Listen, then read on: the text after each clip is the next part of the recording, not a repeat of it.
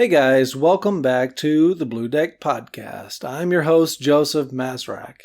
If you listen to the off-season shows, you may remember I have a day job. Yes, I'm an unexploded ordnance technician.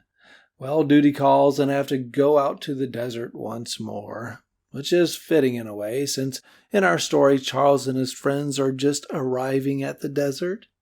I'll do my best to continue the podcast while I'm away from home, but no promises. I'm not sure what kind of recording environment I'll find there. Either way, I'll keep you posted as often as I can. If you haven't found me on social media, now might be a good time to do that. Also, this portion of the story deals with a place called Salvation Mountain. FYI, Salvation Mountain is a real place in the California desert. In one of my many trips to Southern California, I visited it with my family and made quite an impression on me. If you want to see pictures of the real Salvation Mountain, it's definitely worth Googling. Also, I'll post a few pictures on Facebook and Twitter. Now, without any further ado, here's Layla with a recap of last episode. After docking with the upward-facing door, Captain Kidd leads his crew outside, where they climb up the nose of the shuttle using grappling hooks. There they come face to face with the door to another world. When Charles goes through, he finds a vast desert and a sign leading to a place called Salvation Mountain. 3.5 miles, that away. The rest of the kids climb up into the desert, but Ozzie closes the door and a sand sealing them away in the foreign world. William digs with his hands, trying to uncover the passageway, but digging is no good. There are rules, the captain explains. William couldn't dig to his world unless he was a wizard. Also, the captain reminds them, we're not looking for a way home. We're looking for Castatine and the Patch Fairy. That may be true, but that doesn't stop William and Charles from feeling trapped. Charles gives voice to their doubts, and when it's apparent, he doesn't trust their new leader. Captain Kidd demotes him, making Don the new chief officer. The chapter concludes with Captain Kidd venturing out into the desert and Don left in charge of inventorying their supplies.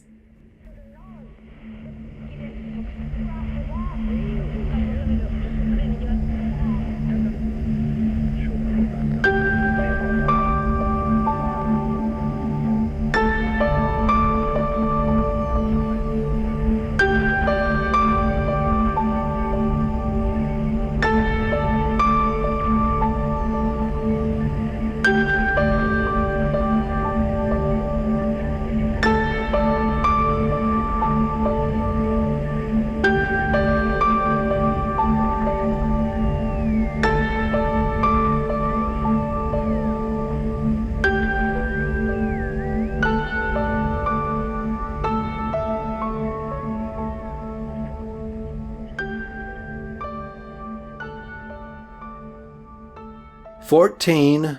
The Desert Road."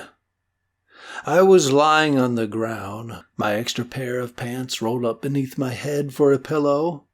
Above me, the night twinkled with a universe of stars and the silver-white glow of a moon that was nearly full.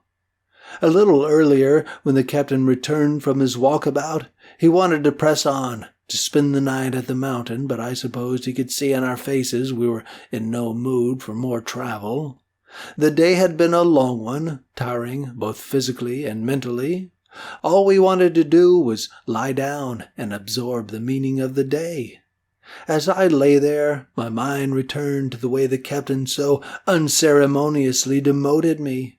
Before that I thought it was special, that I was chosen for this mission for a reason, but lying in the sand with my head on a pair of rolled-up jeans, I had my doubts. William had not spoken in hours. He sat on the ground near me, tracing lines in the sand with a stick. What thoughts were running through his mind? I couldn't imagine. Ozzie had taken up the old blue door and was attempting to fashion a shelter with it.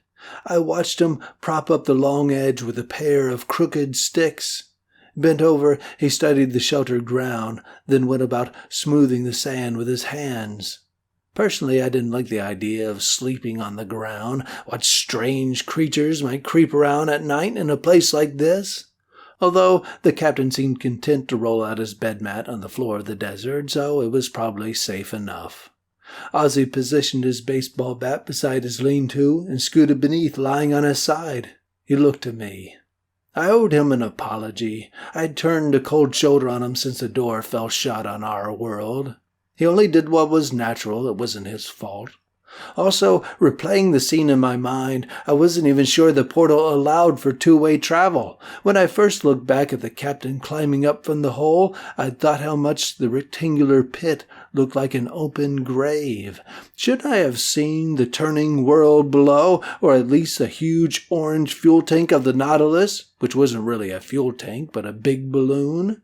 Wouldn't I have seen that through the open door? The problem was I didn't know how any of this worked, and the good captain was short on answers. He expected us to take it all on faith and punish me when I didn't trust him. That wasn't fair, and another dark idea was only beginning to form. When I first asked Captain Kidd to tell us more about the girl who kidnapped the fairy, he said her name was hard to remember, and we should keep moving while he thought about it. At the time, I accepted his answer, but Marshal Rabin was with us, and surely he knew Castatine's name. When the marshal investigated the fairy's abandoned cart, he would have asked the neighbors to tell him everything about the girl. "What's her name?" would have been his first question. After that, he'd want a description, how long she'd lived there, those types of things. The neighbors would know all of that. So, if that was true, why did the marshal keep his mouth shut when Captain Kidd couldn't answer my question? Furthermore, why didn't I or any of my friends think of these things? The answer that came to me was, because I was under the captain's spell. We all were, maybe even the marshal, as crazy as that sounded. Or there could be another possibility, something I'd not yet thought of. I felt a sharp lump in my pants pocket. Then, digging with my finger, I brought out the bent cap from the Coke bottle. Such a strange little piece of home. Trash, really, but it felt oddly special, almost like a memory in physical form. The cap was red, and its thin metal edges crimped into sharp little teeth like gears. I felt the bent top with my thumb, then turned onto my side. Dawn was going through the pockets of my backpack. She unzipped a small side pouch and took out my little Yoda action figure. She smiled and noted its presence on the inventory she was listing in her notebook. I imagined her inscription, "One toy Yoda, complete with robe and orange plastic snake." But to me, Yoda wasn't a toy. He was my good luck charm. She stuck him back in the pouch. It seemed there should have been a campfire to paint her face with warm glow, but we had no fire that evening. Too hot. In that place, even in the coolest hour, I doubted it dipped much below 100.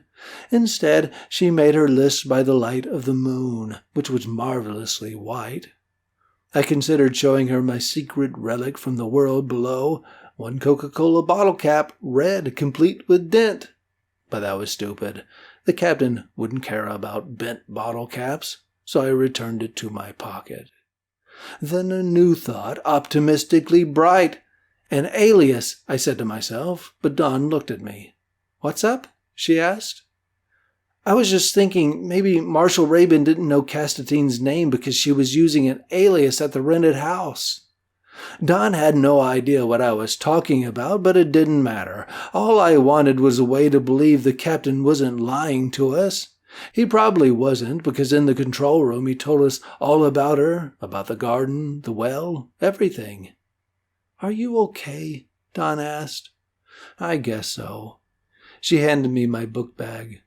"I like your Yoda." "Thanks. I'm sure it'll be super useful." "I didn't know you brought it. It's cute." I laid back in the sand. "It's supposed to bring me luck." "Maybe it will," she said. Maybe. But right about then, good luck would have come as an incredible surprise. After a night of fitful sleep, our journey continued toward Salvation Mountain. As we set off, I felt more exhausted than I had the night before. I had a headache, my lips were dry, and my body craved water like it never had in Florida. Captain Kidd passed around his canteen with a warning to drink sparingly. The water was hot and tasted of plastic, but we drank anyway. Captain Kidd led us along a trail rutted by off-road vehicles long since gone. As we marched, I saw more of the scampering black and white reptiles that Ozzie identified as zebra-tail lizards, and off in the dead weeds we came upon the remains of cows. They were little more than bones. Upon finding the second carcass, the captain turned over its hornless skull with the toe of his loafer and said, "She wandered out into the desert and lost her way," which I associated directly with our present course of action. We were not lost, however, at least not in the eyes of our leader. According to him, we were right on course. I suppose we must have been, because there was only one road, and it hadn't branched a single time. A little while later, William spoke. It was a complaint about the heat, but at least that meant he was talking again.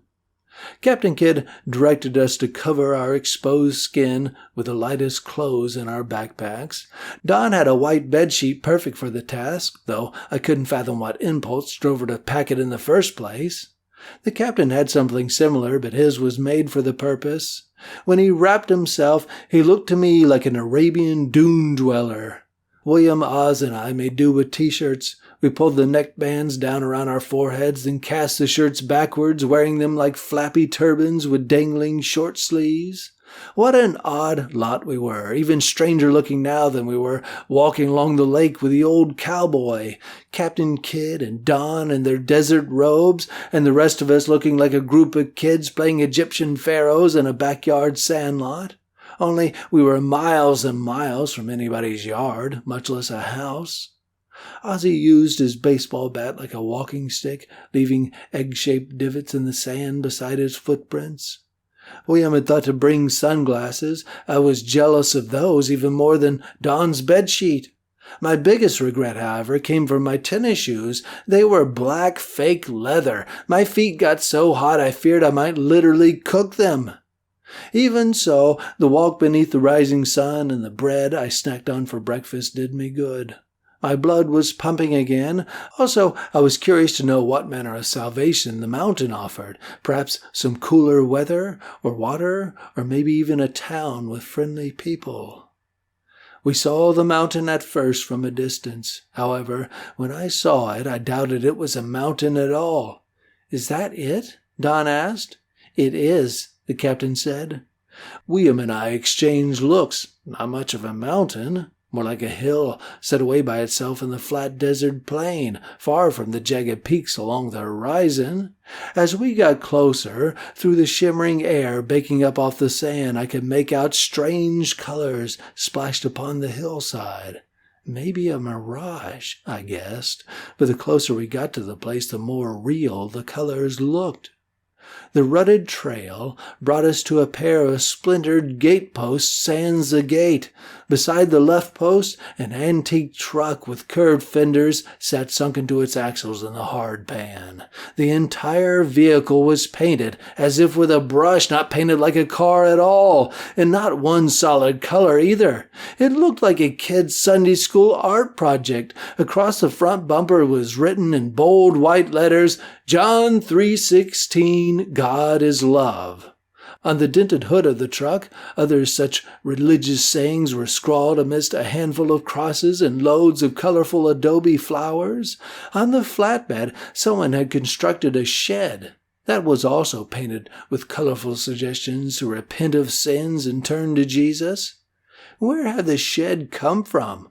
Who put it there? Too many questions ran through my head at once, the greatest of which were not about the shed, or even the truck, but the mount itself. Leading from the gate into the strange landscape was a road of yellow paint. Yes, paint applied directly to the ground.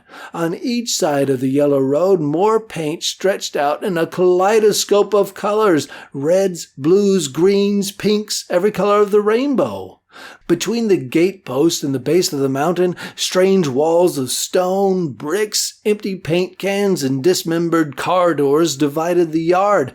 The walls were only a few feet high, and like everything else, they were covered with layer upon layer of paint. As I walked into the yard, I inspected a wall. This portion looked constructed of large plaster bricks, but where a corner broke open, I saw hay poking out. Who would build such a wall, and why? But then I looked again to the mountain. Considering that, all the rest was perfectly reasonable. That's it for today. Tune in next time as Charles and his friends take a better look at this mountain and find their first inhabitant of the attic of the world. Also, if you want to see Salvation Mountain for yourself, you need to find me on social media. I'm on Twitter at Joseph Mazerac. That's JOSEPHMAZERAC. You can find me on Facebook, facebook.com/Joseph Mazerac author. Also, if you want to get in touch with me more personally, you can reach out to me through email, joseph@thebluedeck.com. Okay, now.